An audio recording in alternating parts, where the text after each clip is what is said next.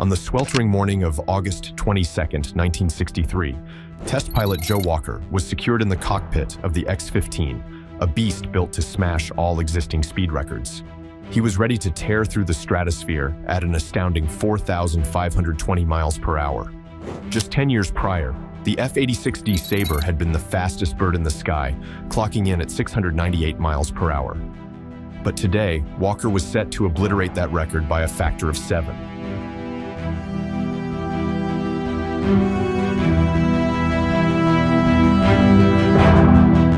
The X-15, more akin to a missile than an airplane, was infamous for being one of the riskiest projects in aviation history.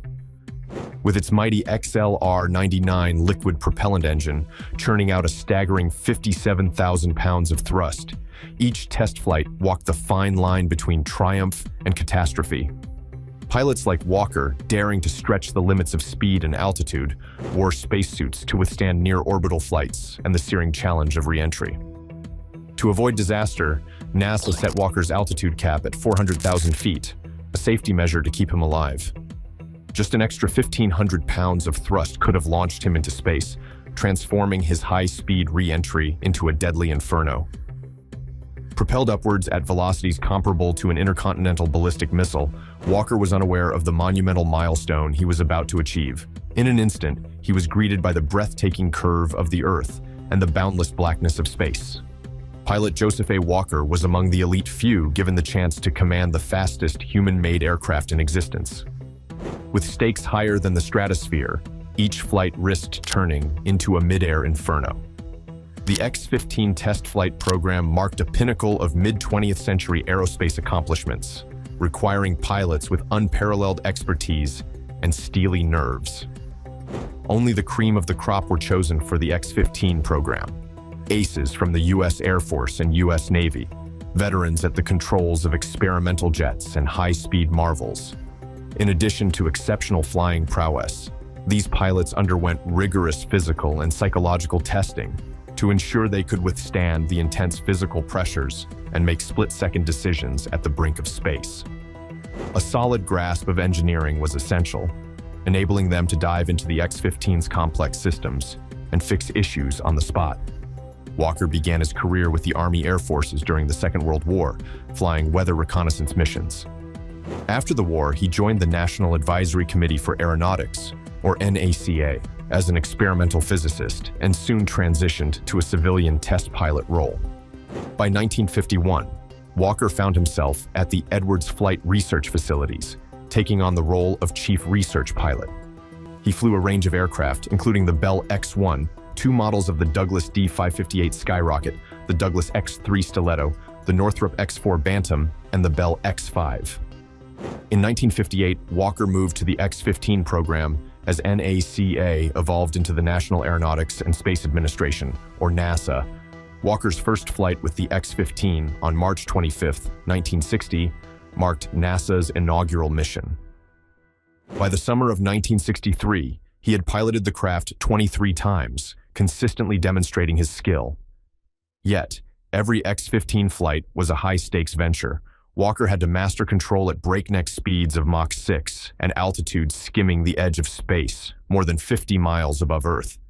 He faced relentless challenges, troubleshooting in-flight issues and mechanical failures, all part of the routine when flying the X-15, a true pioneer. The dangers were enormous. Zooming through the atmosphere at Mach 6 meant even the slightest error could spell disaster. The blistering aerodynamic heat at these speeds could compromise the craft's structure.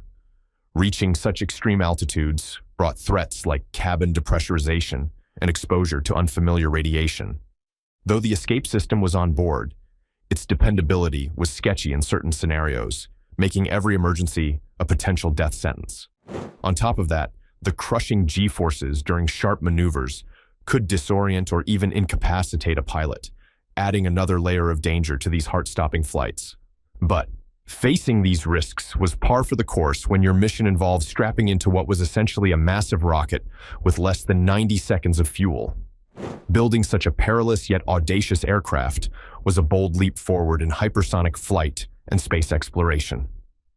As the tension of the Cold War thickened, the National Advisory Committee for Aeronautics joined forces with the Air Force and the Navy to launch the ambitious X-Series program.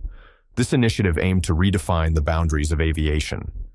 The star of this endeavor was the X-15, a hypersonic marvel crafted to soar faster than Mach 6 and reach astonishing heights of over 46 miles. Imagining humanity's journey to the stars began with the X-15. At 50 feet in length and weighing approximately 33,300 pounds at takeoff, this aircraft was far from ordinary. It featured unique trapezoidal wings spanning over 20 feet and was outfitted with vertical and horizontal stabilizers perfected by the National Advisory Committee for Aeronautics. These elements gave the X-15 its distinctive arrow-like shape and ensured its supremacy in the skies, even when traditional flight controls became ineffective in the thin atmosphere at high altitudes. The core of this massive dart was the XLR-99 engine, a beast that devoured 19,000 pounds of liquid anhydrous ammonia and liquid oxygen. When the air was too thin for regular aerodynamics, the X-15 depended on its clever hydrogen peroxide-fueled nose jets and additional thrusters on the wingtips to keep control and attitude. The X-15's debut, an unpowered glide, kicked off from a carrier aircraft on June 8, 1959. Shortly after, it had its first powered mission on September 17th. The significant moment came on November 15, 1960, when the X-15 first flew with the XLR-99 engine, piloted by Walker. The third X-15 flight, with none other than future space hero Neil Armstrong at the controls, took place on December 20th, 1961. Robert M. White made aviation history on July 17, 1962, becoming the first pilot to earn astronaut wings aboard the X-15. On that epic flight, White took the aircraft to an astounding altitude of 314,750 feet, around 59.6 miles high, just shy of the Kármán line, the recognized edge of space at 62 miles above sea level. Outfitted with a state-of-the-art reaction control system, or RCS, the X-15 was expertly designed to tackle the near-space environment's unique challenges. This system allowed for precise maneuvers at heights where traditional control surfaces, like rudders and ailerons, would struggle because of the thin air. Thanks to the RCS, pilots such as White and Walker could steer and control the aircraft effectively right at the edge of space, highlighting the X-15's critical role in pushing the limits of human flight. Despite White earning his astronaut wings, he hadn't crossed the Kármán line, so reaching space with the X-15 was still on the agenda. The program directors aimed high for flights number 90 and 91, planning to push the aircraft to an astonishing height of 360,000 feet. This altitude surpasses the Kármán line, which the International Aeronautical Federation defines as the boundary between Earth's atmosphere and outer space at 330,000 feet. Flight number 90, set for July 19, 1963, challenged pilot Joe Walker to outdo Robert White's previous records. The plan called for the X-15's engine to fire for 83 seconds, propelling Walker to a top speed of Mach 5.4 and reaching an altitude of 314,961 feet.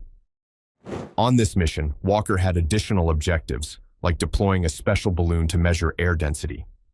Other onboard experiments included an ultraviolet photometer to measure Earth's background radiation and an infrared photometer to analyze the aircraft's exhaust signature. The mission kicked off from Edwards Air Force Base, with the X-15 securely attached under a modified B-52 bomber. At 10:19 a.m. local time, flanked by chase aircraft, the X-15 was released over Smith Ranch Lake. Then the unexpected happened. The engine burned for 84.5 seconds instead of the planned 83, and the ascent angle was 0.5 degrees steeper than intended. These minor deviations had a dramatic impact.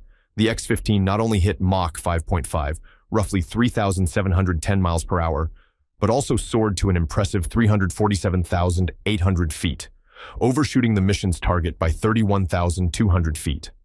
This ascent put Walker technically into space, making him the first civilian to achieve this remarkable feat. After an electrifying 11 minutes and 25 seconds of free flight, Walker expertly guided the X-15 through re-entry, making a smooth landing on Rogers Dry Lake at Edwards Air Force Base. This mission exceeded even the ambitious expectations of its planners.